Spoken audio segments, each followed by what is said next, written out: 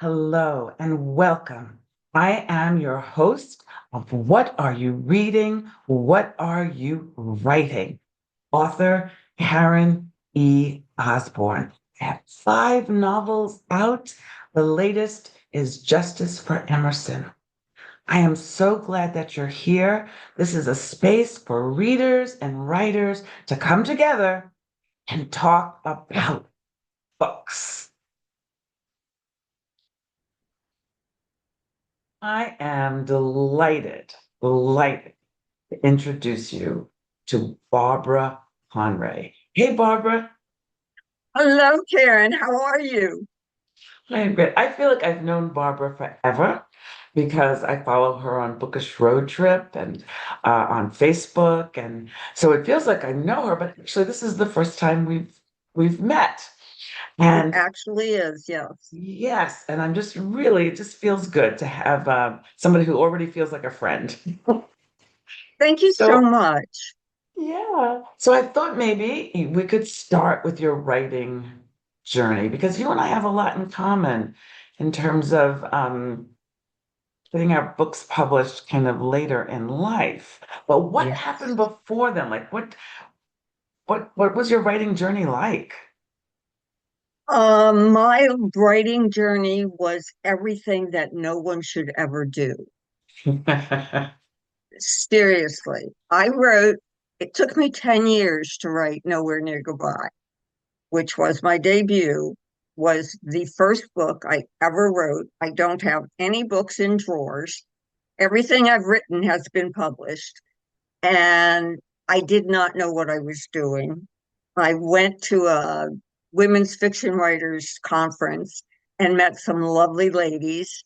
And one of them was an editor, and she said, "Love to read your manuscript." And I said, "Okay." I was all thrilled. And she contacted me and she said, "I think you need to think about this a little bit more." He said, "Maybe you need to take a few classes." And I was crushed. I was absolutely crushed for like 48 hours. And then I said, okay. And that's what I did. So I learned a little bit more about writing, and I just kept writing that book and rewriting that book and rewriting that book until I was done. And I sent it to a few author friends. They liked it. I sent it to one small press, one. And I said to myself, if they don't take this book, I'm done. And they took it. Nobody should do that. I tell people, do not do what I did. This is all wrong. And yet I did it. It worked. The book hit USA Today. My publisher was thrilled. And I've now published 3 books with them. And I've just finished up the fourth, which will hopefully be ready for publication next year. So my writing journey has been different, but it worked You for know, me. I was gonna say it's not so different from mine, so we must both be weirdos. There you Because go. There you I go. wrote, I too don't have any books in the drawer. Every book I've written has been published, but I made the mistake of writing and sending my book off before I knew what I was doing. And unfortunately, the publisher who I sent it to was just amazing. What a wonderful man. And he said Oh, to me, adjectives, adjectives. You just using adjectives. So he suggested I take some more classes. He said, there's so much good in here, so much good, but you need to take study your craft, right? Study yes. your craft. And It's a we learn every day, don't we? I yes, still we do. learn lots. I do. Yes. I learn every single day. So now you have a new book. Well, it came out last year, right? Yes, in October. October. So that's still very new. Yes. Yes, this is still a new book. And the premise, I mean, the book is called A Fine Layer of Dust. Don't you just So love that title? I do. It's intriguing. So Hmm. first I'd like you to tell everybody the premise of the book. Okay. And then after you tell them the premise of Yes. the book, I do want to talk to you about how you came up with the title. But let's start with Okay. the premise. Okay. The premise is I have a friend who has been a surrogate 3 times.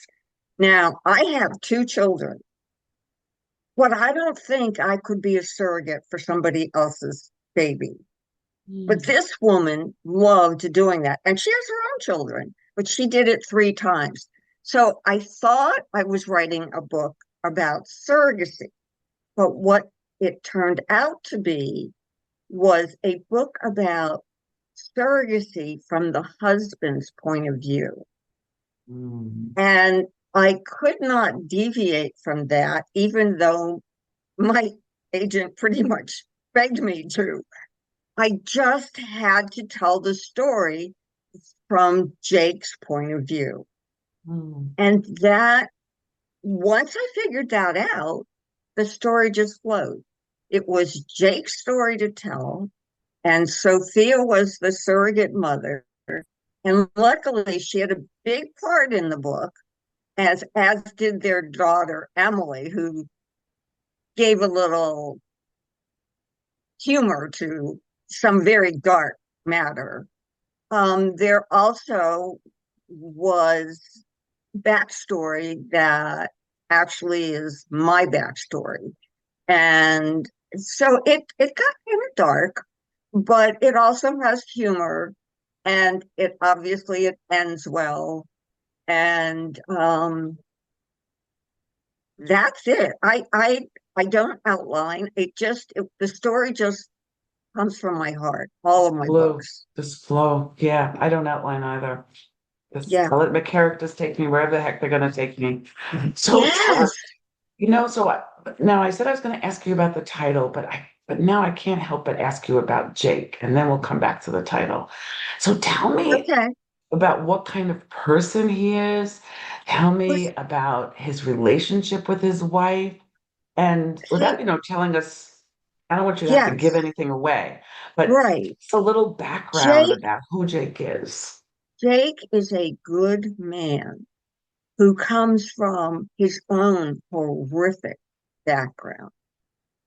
He had a father who never loved him, a brother who killed himself, and Jake always felt responsible for that, even though he was only 10 years old. A very ambitious lawyer, a great father, a husband who loved his wife.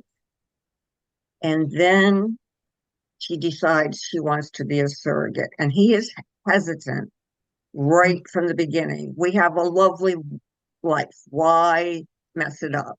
Why Yeah, do right. this? Why take a chance on your health?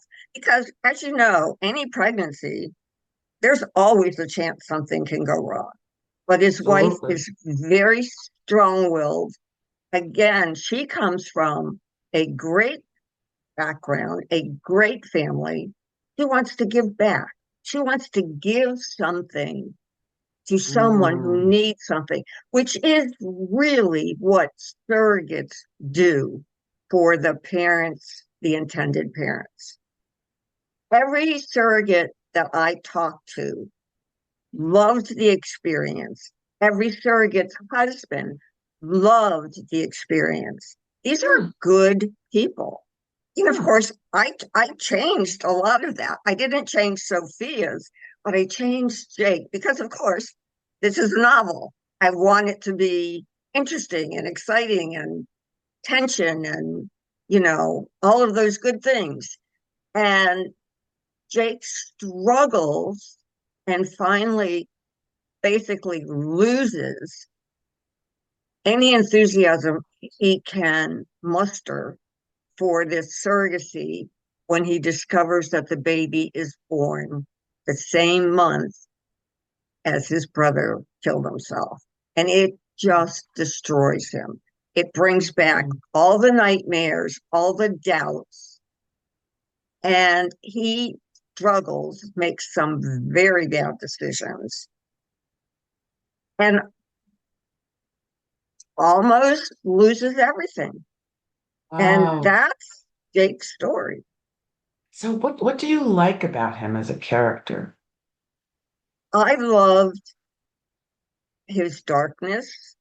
I loved his intention to be good and intention to be kind that somehow he lost control of.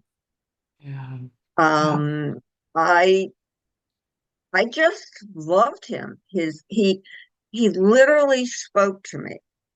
And I think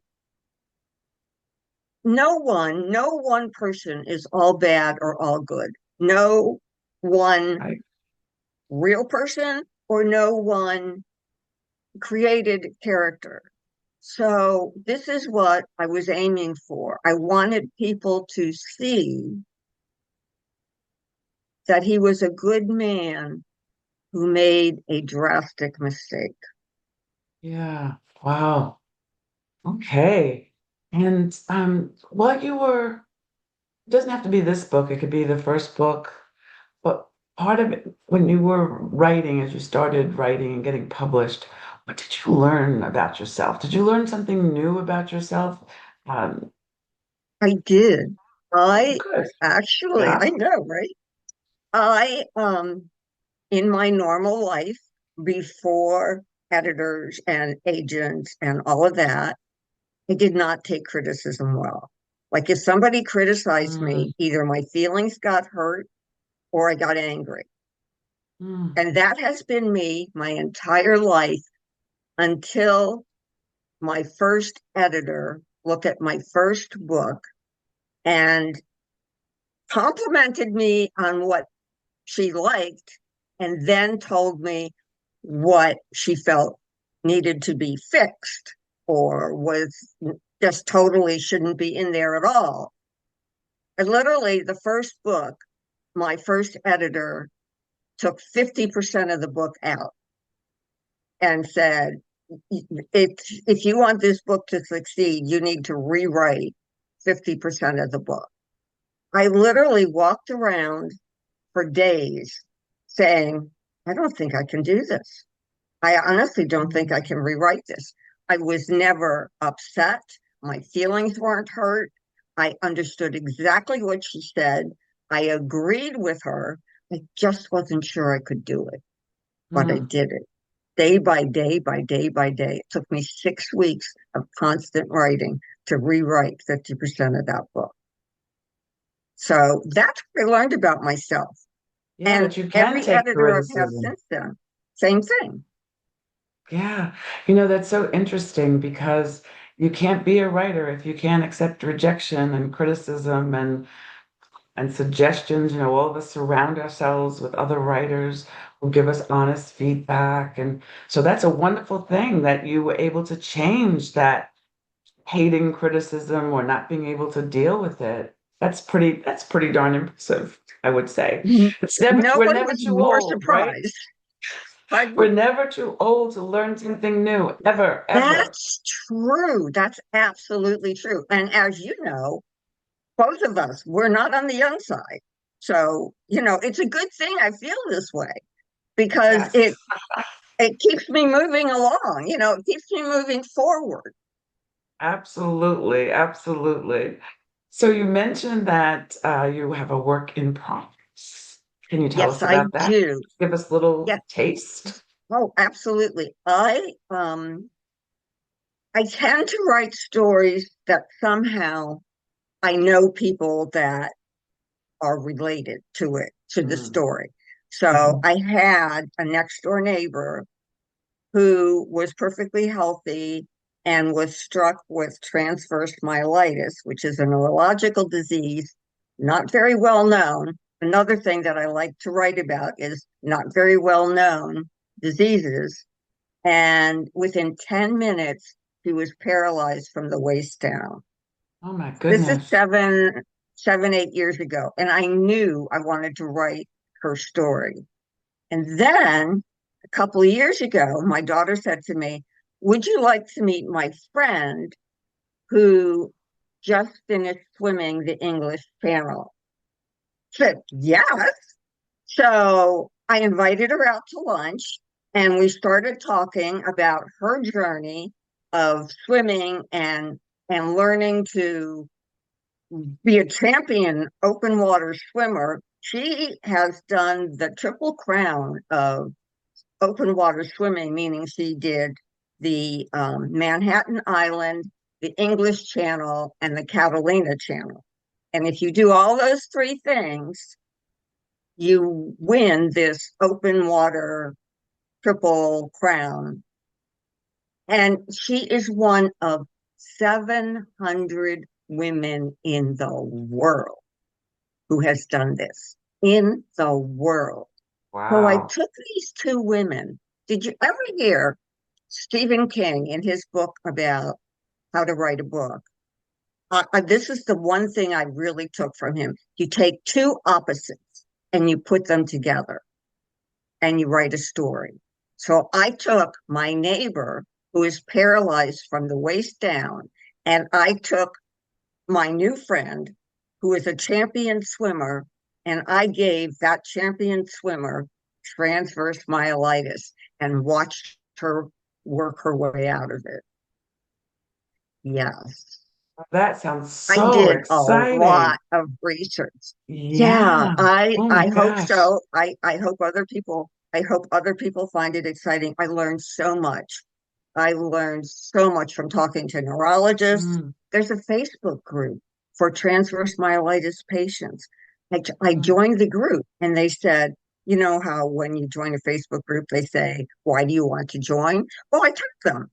I said, I'm an author and I've written a book about glioblastoma, the brain tumor. I would like to write a book about transverse myelitis. I said, okay. So they let me go in to the group and ask questions and talk to them. And one man contacted me and he said, I wrote a book and it's not really a book, but it's like I have like over 50 people who have transverse myelitis and they've all told their story. And I would really like to get that story out. Can you use this material in your book? Wow. Yes. I said, Wow. yes, I can. He sent it to me. It is devastating. It Mm. is beautiful. And you know what the most amazing thing is? These people who have had to change their entire lives, you know what they end up being? Grateful. They are grateful that they're alive. They are grateful that they have a life. They are grateful that they can help other people who have had this devastating, debilitating illness, Yeah. disease. For many, many years, I've been a volunteer and a donor to Easter Seals. And Easter Seals helps people with every kind of disability, Absolutely. from birth to, and their stories just, they humble me, they inspire me. These are not people who feel sorry for themselves. These are people who are living their lives fully, as fully as they can. That's beautiful. I love that. I can't wait to read it. Well, thank you. That I will sounds send so you a good. copy. I will send when it publishes, I will contact you, get your address, and I will send you a copy. I would love Thank to do you. that. I would thank you. That would be awesome. And so this is what are you reading? What are you writing? And but wait, did I ask you about Bookish Road Trip? I didn't. So just tell us quickly, because that's how I met you. Tell our Okay. audience about Bookish Road Trip.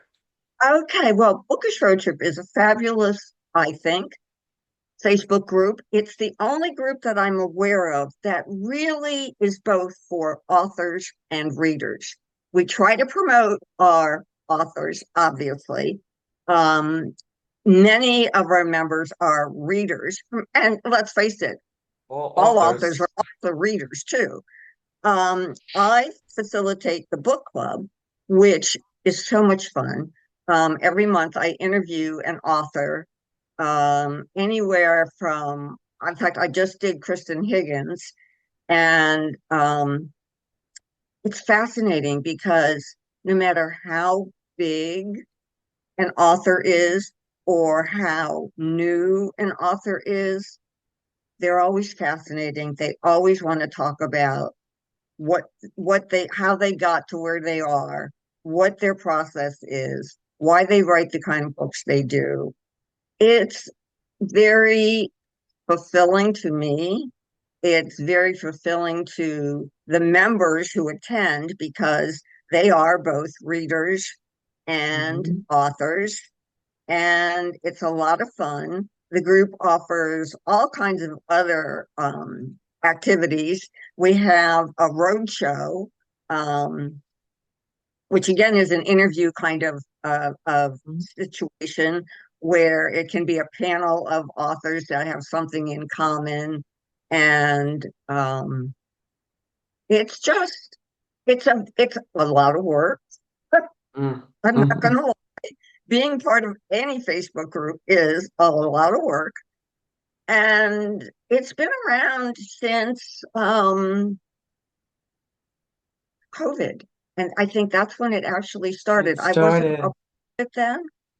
I joined like maybe a year or so later, and I said, I would really be interested in doing something with your group if you have anything for me. And they said, how would you like to be our new book club facilitator? I said, okay, you know. Well, it's a wonderful Facebook group. They've also done different things in the community as well. But I enjoyed, and like Bookish Road Trip, this podcast is for readers and writers. That's who watches. That's who comes. And so our readers would really love some book recommendations from you. Okay, well, I would be thrilled to do that. And I will be upfront and say I promote small press authors. Big five authors don't need my promotion. Mm. Small press authors can always use a Always. promotion, always. So I'll start with Lee Bukowski, who today released her second novel, Painting Over Cracks. I was an early reader of that book. It is fabulous. So I hope everyone goes out and buys that book. Next, I will promote Where Your Heart Belongs by Dency Webb. This is her third novel. I met her because her first novel, it was Where Robin something, I don't remember the end of it, the last word of the title, but I sobbed so much. And of course, that's my favorite kind of book to read, the kind that really draws out emotion. I don't cry in real life, but I will let loose when I'm reading a book or watching a movie. And I literally contacted this total stranger and said, oh my God, I loved your book. And how could you do this for this person? You know, she writes so beautifully. And I a lot of genres. For example, Lee's book is actually women's fiction with elements of suspense and crime, whereas Where Rob or not Where Robins Appear is actually her first title. Where Your Heart Belongs is contemporary women's fiction. Next is a total switch, The Perfect Touch by Samantha Vermont, which is total psychological fiction. It is amazing. She's a Excellent. very good friend of mine, lives in France. She has a dark side that is truly amazing. And fourth, I will recommend a true romance author. And I don't normally like romance, but I Mhm. loved this author so much I decided to read one of her books. I was hooked. Annette G. Anders writes beautiful romance. She is a beautiful writer, and the one series that I read of hers is called The Colors of Happiness. Fabulous books, absolutely fabulous. Yeah, Well, thank these you. are all great writers. They are all with small presses, Mhm. and I just enjoy them very much. Thank you. These are such good recommendations. Thank you so much. And so now everybody's intrigued with you. Everybody really wants to be able to be in touch with you. How can they find you? Well, my website is Barbara Conrey, author, and all of my social media links are there. All of my books are there. All of my about me is there. Pictures of my family, my friends, just having fun. All of that is there. Some reviews, some podcasts, anything you want to know about me, except the bad stuff, is in my website. That is excellent. And so I know all of you are going to go on and find Barbara Conrey online, and then you'll see all her social links. You also can buy all of her books any place you buy books. You can get it in your Yeah, local independent store. You can get it on Amazon. You can get it uh, on Barnes and Barnes and Noble. Noble. Any Yes, place in the library. We love libraries. yes. You All of my know, books are in the library. Yes, yes. And if you don't see it on the shelf on any of those places, all you have to do is ask. Just ask and you exactly. will get them. Thank you so much, Barbara, for being with us. Thank all of you for joining us. And when you do get in touch with Barbara, I know you're going to tell her that you met her on What Are You Reading? What Are You Writing? I'll see you all next week. Bye.